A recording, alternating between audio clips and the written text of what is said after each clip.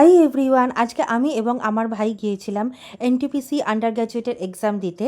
এটি আমার জীবনের সর্বপ্রথম কেন্দ্রীয় সরকারি পরীক্ষা, তাও আবার ভারতীয় রেলের জন্য। আমি এই পরীক্ষায় বসতে পারবো কোনোদিন ভাবিনি।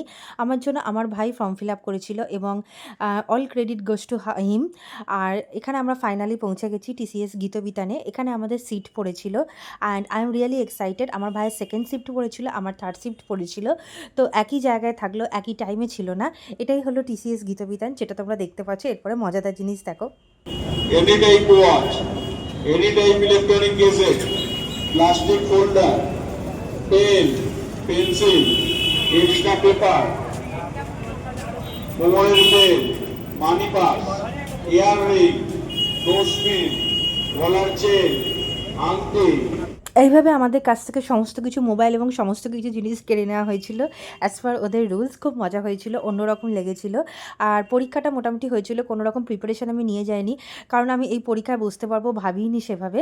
আর তারপরে আমি এখানে এগ টোস্ট খেয়ে নিয়েছিলাম, দেন আমি বাড়ি চলে এসেছিলাম।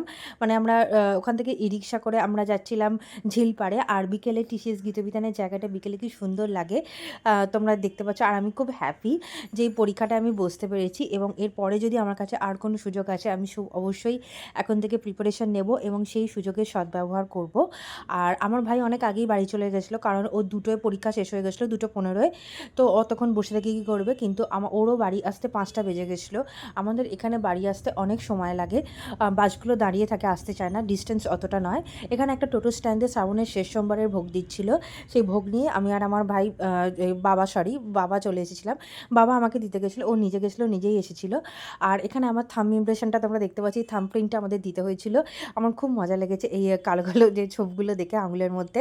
ভোটের সময় একটু হলেও হয়েছিল। আর আমি এটা তোমার ভাইয়ের হাতেও দেখাবো ও কী করেছে।